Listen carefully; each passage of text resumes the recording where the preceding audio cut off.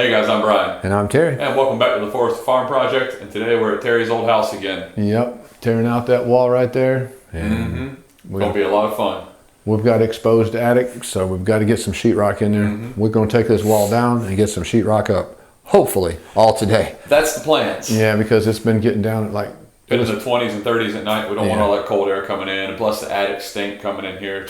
Right. We want to get it tidied up and ready to go. And that way we can also get the washer and dryer moved in there and do some laundry because it's piling up. Yeah, you're starting to stink. It happens.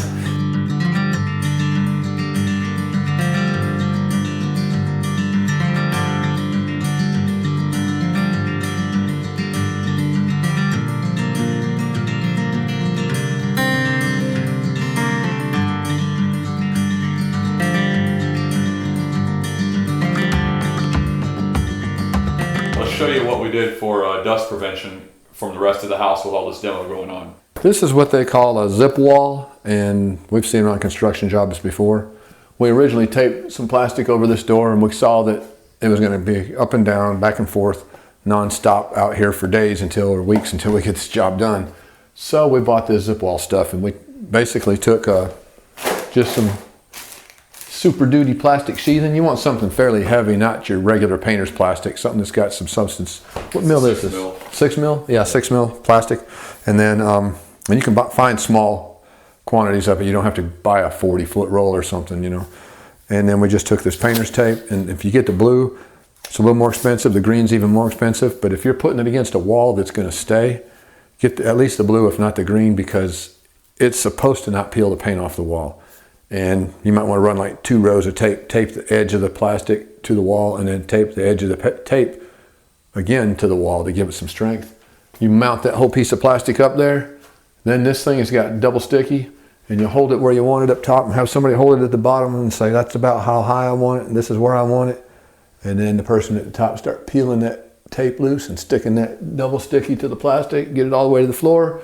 And there's a little tool in that box that you unzip your zipper. It starts out with the zipper zipped. When you peel that double sticky off, then you unzip your zipper, and there'll be plastic in your way, and you take that little tool and you stick it through there. It's basically a double-edged razor knife, and just go right down through there, and it cuts that hole out, and then you got a zipper.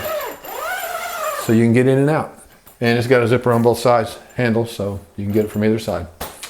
Makes it really nice for keeping the dust out. Yeah, it keeps the dust out. Another thing you can do is, if you got a lot of dust, take an old box fan like this and find a furnace filter that's about that size. Stick it on here and tape it to this, even if it's a little bit small. Turn your fan on, and if we're working down there, I'd put it down there somewhere close to where I'm working. Turn it on, and in a small area, you probably wouldn't want it on high, maybe low or medium, and let that fan run, and it's going to suck that dust that you're creating into the fan and get caught in that filter, and then be blowing clean air down towards your house area to help reduce getting dust in your house. So by the way, we don't have a filter for that fan, so we're not going to do what I told you to do or suggested, but it is a while ago. I mean, it's a way to collect that dust, and yeah, definitely a good way to do it. Keep as much of it out of the air as possible. We were in that room a while ago where we're fixing to open up, and he hit one board where the insulation is. The whole room filled with these little particles everywhere. You can just see it twinkling in the light like snow. Yeah, and it's going to land everywhere. If it gets in here, it's going to go all over the house. Yeah. Except we got that zip door now. That zip wall really helps. Yeah, but with that fan running, it's going to circulate the air back through it, and it's blowing clean air out, and it's going to suck that stuff up. No doubt. So this is the wall we're going to tear out. Sheetrock, studs, these 2 plates here, and that bottom plate all have to come out. We have to come back. This is a T-post because there's a wall coming off of another wall. So this will come out, but we'll have to saw off whatever's extending into that wall with a sawzall. Same on that end down there. And we'll pull all these studs out. We'll have to do a little more insulating up here. So right down here is the top plate in the wall down there. Well, up here is the next joist going into the kitchen. So I'm going to follow that joist down here so you can tell where we're at. There is the sheetrock that's in the kitchen. We're going to cut right along that joist, and then we'll be able to tear this wall out. Then we'll have to come back and scab another board on here so we have something to mount our sheetrock to. We'll come back and show you that later, but I just want to give you an idea of what we're doing. So we're going to take this wall down in sections. We'll probably cut this top plate in 2, say there, and maybe over here somewhere. in manageable sections. We don't want to tear the whole wall apart. We could just bust the sheetrock out and then tear all the studs out, and that's generally what people do. Makes a lot of dust, and you got all these chunks of sheetrock everywhere. We want that to happen outside, not in the house. So we live here.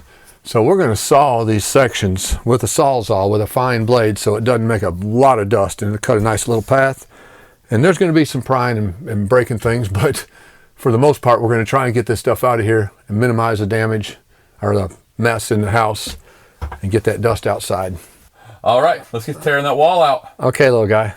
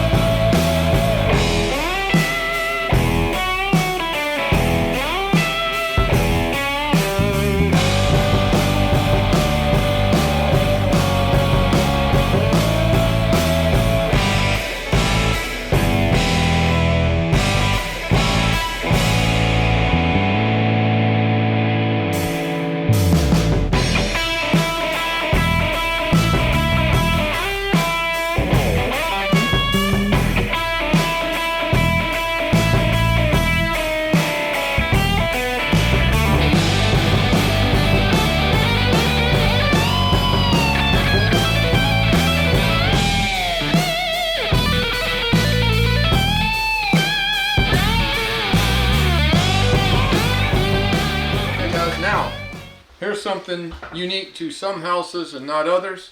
This house had a layer of sheetrock, then wires run all over the ceiling. They're heat tape, basically. Kind of like you'd put on your plumbing pipes, or some water pipes, or maybe a waterer for an animal like chickens or something. They run that wire through that ceiling, and then we'll show you a picture or some video right here. This is a switch. That's a thermostat switch on the wall. Every room had one of those thermostat switches. And when this house was built, they heated by a wire run through that ceiling between 2 layers of sheetrock. It makes it really fun. If we don't want to tear this whole ceiling out in this kitchen, then we have to try and shim these joists to the thickness of that smaller sheetrock on top, so that when we put our 1/2 inch sheetrock, it'll line up with this 1/2 inch sheetrock and we won't have a step in the ceiling. So this is going to be a little bit of a challenge, but it's not something we hadn't done before, and we're going to do it again. In this house, we patched some holes, and I had to make this work. First time I saw it, I'm like, what in the world have we got here? I knew it had an old heat system. I didn't know what it was, and it had been upgraded. Most of them are now. Some people still use this stuff, though. And it works good from what I understand, but I can't see how it could be efficient when you're heating between 2 layers of sheetrock on the ceiling. Some of that heat's coming down, but I guarantee you there's a bunch going up. Anyway, we're going to saw this off, even with this joist here. Then we're going to take a couple of these 2x4s that we just ripped out of that wall, and we're going to scabble on here so that when we lay our new sheetrock up here, we can screw to it and have a full 2x4 width, or joist width, 1.5 inches. And the reason we don't want to cut it down the middle is we don't know where those nails are on there, and we're going to mess them up and mess that rock up. If we cut right along that edge, we'll probably have a few damages here and there, but we can run our other sheetrock up against it, butt it right to it, have a nice clean edge, new nailer to nail it to, and move on out to that wall and get her done. So let's do it.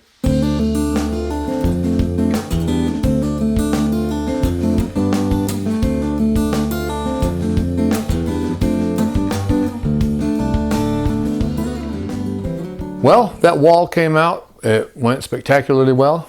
One thing over here, when we pulled these, this was called a T, where this wall here met that wall, forms a T. These are the blocks that the T was in there with. Originally we thought, well, we're going to have to tear all this out, put a stud in here so we can sheetrock over to it, because we don't want to mess with this any more than we have to, and it's not much of an edge to nail to. But we could leave these and maybe add another block or two, and we got plenty of nailer for our sheetrock. So we're just going to leave that the way it is. Those turned out good for us. We thought they were going to be a problem, ended up being a bonus.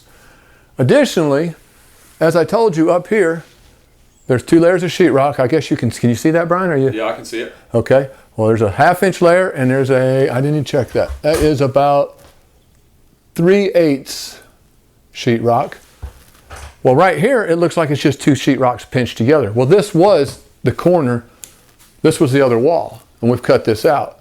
And by the way, in that time lapse, you saw me sawing down through here. We left a jagged edge when we tore the wall out. We didn't want to bust this up because we wanted to finish out nice. Then we came back and cleaned it up with a Sawzall and looked up here and kept following that and had to watch out for all these wires. When you use a Sawzall in the walls or a drill or anything, make sure there's no pipes or wires or you could be sorry in the end. But anyway, we just ran it and I was real careful. I watched my blade come on down through here and clean this thing up. Worked out real good. Now, getting back to that heat strip we told you about earlier, it is in this ceiling and that's why there's 2 layers, but the wire's not here. Out here in the middle, these old houses, these ceilings just dip down towards the middle of the room, like foot and a half from this edge. You'll start finding them wires and they run back and forth, but they didn't do them on the corners, on the edges. They just did it out in the middle of the room, more or less, probably a foot from the edge. So, especially with cabinets going here, they probably avoided this area where top cabinets would be and they stayed more to the middle of the room. So, we lucked up because all we got to do now is we'll come in here and on each of these joists, we can rip on our table saw some 3/8 inch thick pieces of the 2x4s that we tore out of this wall. We'll just rip them down to 3/8 inch thick.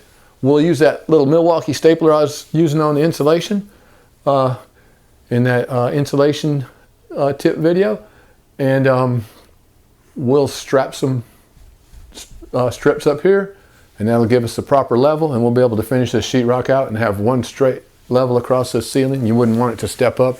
It would look horrible. Well, that was a heck of a lot better than we expected. And it went smooth and quick. Man. So easy. And it's open in here now. And the door opens all the way like it didn't before. Spectacular. No more walking into a wall of cabinets and cart and laundry and just... this is going to be phenomenal compared to what it was. I'm loving it.